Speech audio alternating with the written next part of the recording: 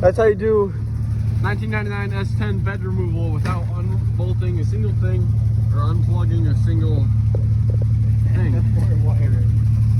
Yeah. R.I.P. the rear wires are. Take one.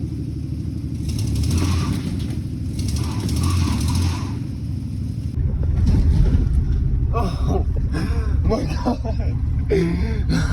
Oh my god. The whole bed's coming off.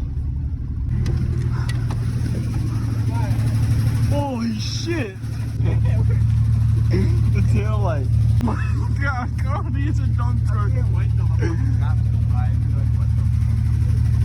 Nothing illegal. Right? Oh, alright,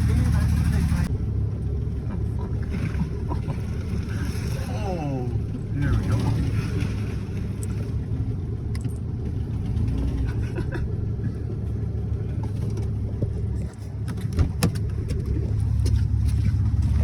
Just split it in half. holy shit, Cody. There we go. And that's how you fucking remove a bed.